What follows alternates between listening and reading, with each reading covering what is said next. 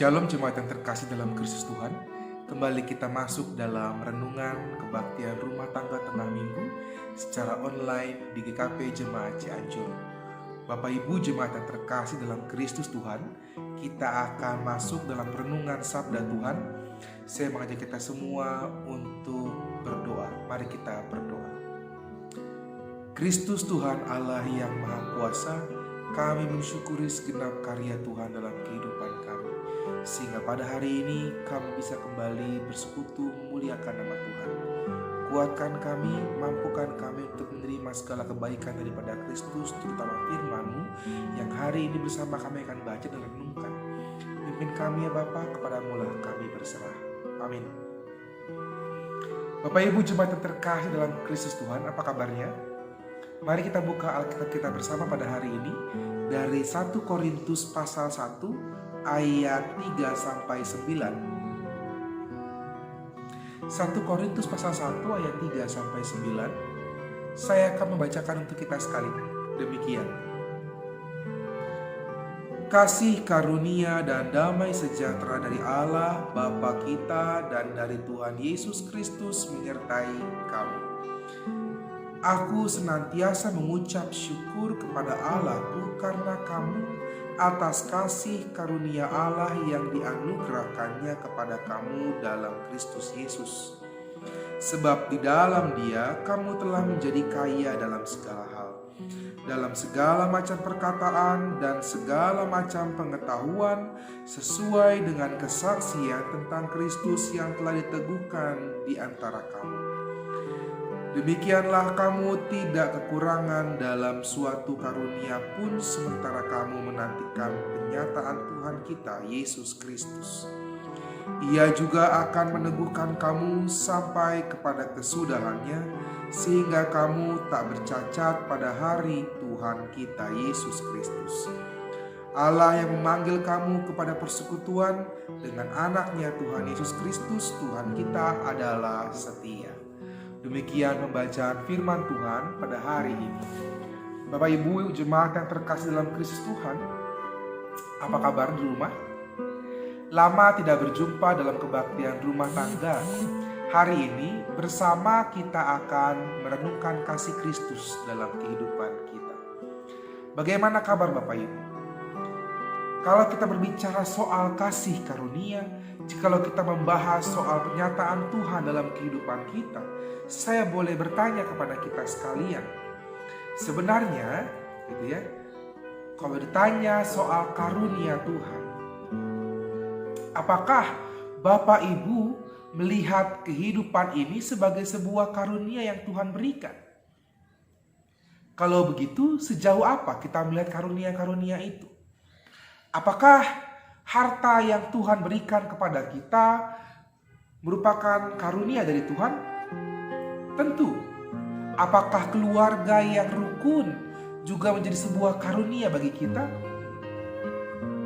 Lebih-lebih anak, istri, tahta, dan lain sebagainya yang kita miliki di dunia ini merupakan karunia atau pemberian daripada Tuhan. Sehingga daripada itu kita juga harus mengembangkan apa yang kita miliki. Kemampuan-kemampuan kita, talenta-talenta kita merupakan bagian dari karunia yang Tuhan inginkan hadir dalam kehidupan kita dan kita kembangkan. Kalau kita lihat dalam pembacaan kita pada saat ini, Kristus ataupun Paulus melalui Paulus mengajak kita bersama untuk mengembangkan diri kita. Jauh-jauh kita datang dari rantau, mengembangkan diri di tempat kita berada, tentu dengan tujuan ingin hidup lebih baik, dengan tujuan hidup ingin berkembang. Sehingga sekarang ini ketika kita sudah memiliki apa yang kita inginkan, kita sudah mengembangkan segenap potensi-potensi kita, kemudian apa yang perlu kita lakukan sebagai umat Allah? Hari ini Rasul Paulus berbicara kepada jemaat-jemaat di Korintus. Korintus merupakan sebuah daerah yang sangat penting di Yunani. Tempatnya itu strategis karena tempat perdagangan, tempat orang-orang hadir, tempat orang-orang merantau, mengembangkan diri, mengembangkan ekonomi, apa yang mereka miliki, mereka mengembangkannya segala-galanya. Sehingga orang-orang di Korintus, termasuk orang-orang Kristen, adalah orang-orang yang punya pemikiran sangat luas, orang-orang yang punya pemahaman, orang-orang yang bahkan punya materi cukup banyak karena mereka diberkati dari sisi pemahaman, pemikiran, terlebih pemahaman ekonomi dan kemampuan daya beli mereka. Tapi ada yang kurang di antara itu. Kenapa? Karena orang-orang di tempat itu sangat menyukai kemewahan. Orang-orang itu saling bersaing, saling menjatuhkan, saling membuat dosa bahkan dengan materi, dengan keuangan yang mereka miliki. Sehingga persoalan Paulus menasihati mereka bahwa berbagai masalah, berbagai kesalahan, berbagai macam konflik-konflik yang timbul gitu ya, jangan sampai membuat engkau jauh daripada Kristus. Karena masalah-masalah perpecahan anggota jemaat sangatlah rentan ketika masalah materi ataupun masalah antar pasangan, masalah makan halal dan haram dipermasalahkan oleh jemaat-jemaat di Korintus saat itu. Jemaat Korintus saat itu yang kita baca saat ini adalah bagian salam. Bagaimana dalam kebiasaan kuno gitu ya, salam itu wajib dilakukan. Dan ucapan ini ada dalam ucapan syukur bahwa Paulus bersyukur bahwa dia diberikan kesehatan, bahwa Paulus bersyukur diberikan kekuatan, kesejahteraan sehingga masih bisa menyapa seluruh jemaat di Korintus. Namun Paulus juga bukan hanya menyatakan untuk dirinya sendiri, tapi untuk jemaat di Korintus ketika ia juga mengucap syukur bahwa rahmat Allah diberikan kepada jemaat di Korintus. Paulus mengucap syukur ketika orang-orang di Korintus saat ini menjadi kaya dalam segala hal. Bukan hanya materi, bukan hanya pemikiran, tapi kaya dalam hati. Bagaimana orang-orang kudus mau mengembangkan dirinya, mengembangkan materinya, mengembangkan pemikirannya, dan mereka juga mau mengembangkan hati serta perasaan mereka. Karena mereka mau menjadi kaya dalam segala hal. Karena orang-orang yang pengikut Kristus, orang-orang yang mau percaya adalah orang-orang yang tidak pernah kekurangan dalam hal apapun. Tuhan mencukupkan segala karunia dalam kehidupan umatnya. Dengan demikian, surat Paulus kepada jemaat di Korintus saat itu pun mengingatkan kita saat ini bahwa setiap kita punya karunia yang Tuhan berikan, punya karunia yang memadai, tapi maukah kita mengembangkannya? Maukah kita mengasah apa yang kita miliki? Terutama di masa-masa Covid ini, di masa-masa yang tidak mudah ini. Orang diminta untuk berpikir lebih panjang, orang diminta untuk berpikir lebih luas lagi untuk mengembangkan apa yang mereka miliki. Karena yang biasanya dilakukan tidak demikian lagi bisa dilakukan seperti biasanya. Dan itulah yang ditekankan kepada kita saat ini.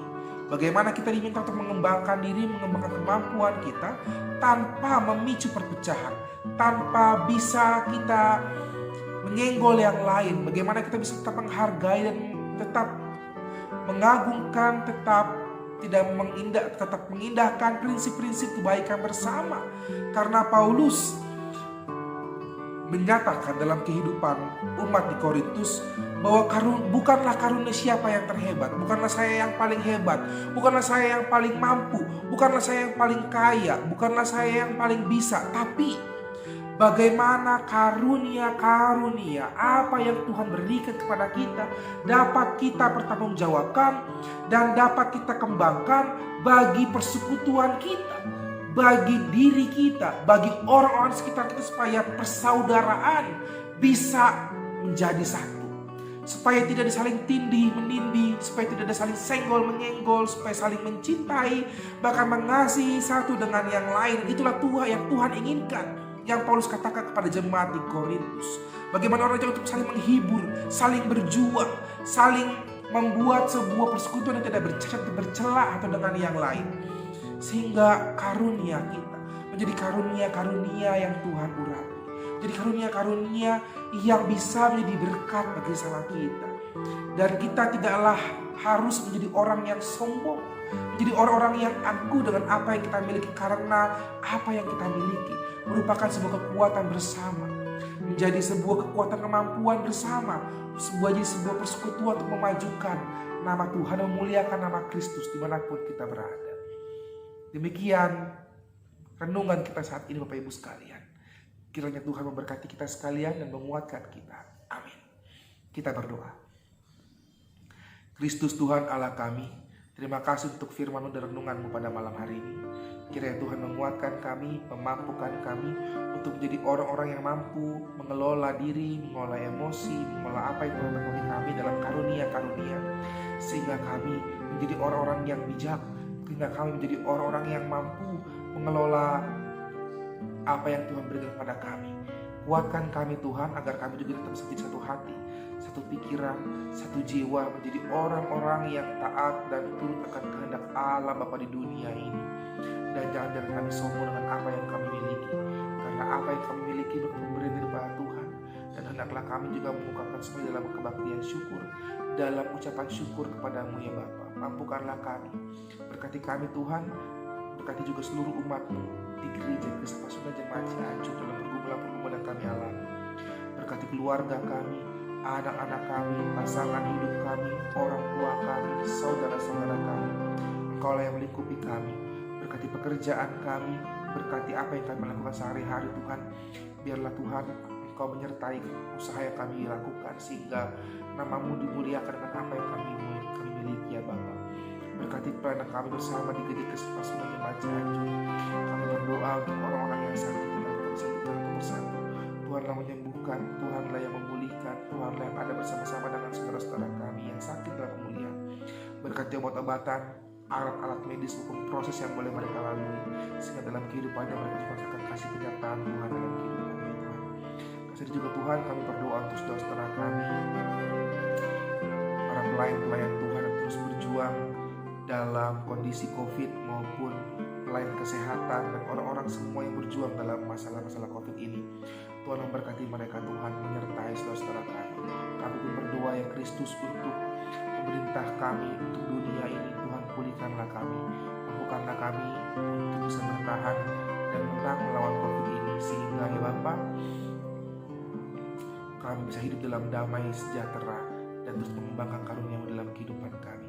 Kuatkan kami Bapa, kami serahkan kehidupan kami ke dalam tangan kasih Bapa, karena kami Tuhanlah, kami yakinlah Tuhan yang menyertai, Tuhan yang membimbing, Tuhan yang mendengarkan, bahkan Tuhan mengabulkan segala doa-doa kami. Padamu-lah kami berdoa dan bermohon. Dan bersama kami akan berdoa ini dengan doa Bapa kami bersama-sama demikian. Bapa kami yang ada di sorga, dikuduskanlah nama-Mu, datanglah kerajaan-Mu, jadilah kehendak-Mu di bumi seperti di sorga. Berikanlah kami pada hari ini makanan kami yang secukupnya, dan ampunlah kami akan kesalahan kami, seperti kami juga mengampuni yang bersalah kepada kami. Dan jangan membawa kami dalam pencobaan, tapi lepaskanlah kami daripada yang jahat. Karena Engkau yang punya kerajaan dan kuasa dan kemuliaan sampai selama-lamanya. Amin.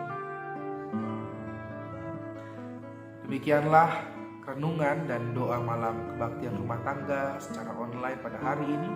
Kiranya Tuhan memberkati kita sekalian. Amin.